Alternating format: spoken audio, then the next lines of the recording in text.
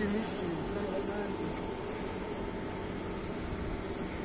Bu adamlar onu söyledi mi ya? Ha? O baba. Ne yapıyorsun sen? Buraya mı geçtin? Ne haber? Kolay gelsin. Sağ olasın. Sen ne yapıyorsun? Buraya mı geçtin sen bizim otelden? Ha ben buraya adamlarla buradayım. Vallahi bizde diye düşünüyordum ben. Kayada değil misin sen ya? Buraya mı geçtin? 6 ay oldu mu? Fazla. Ha. Hayırlısı.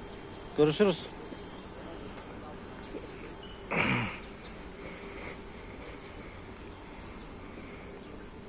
Alçıka gel. Bunları çekelim de. Çok güzel yapmışlar abi. Zürafları.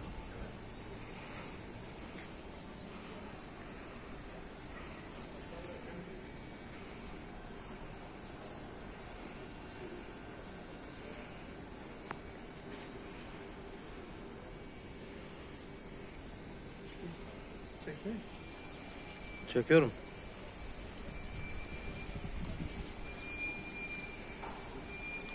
Kolay gelsin.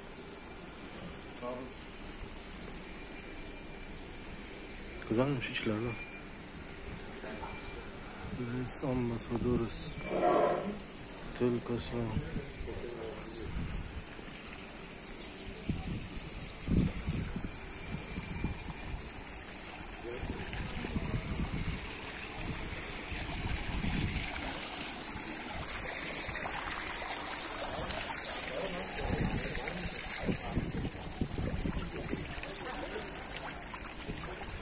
Evet, burası Les Ambassador Hotels.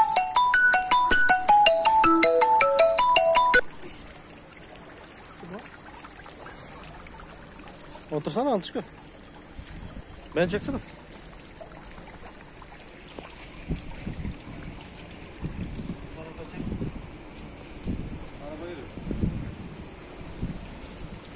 Burası da güzelmiş bak. Palmiçler var ya. Harika bir girişi var. Daha güzel yapmışlar ha, eski. Fotoğraf çekilelim mi orada? Videoyu kapatsan.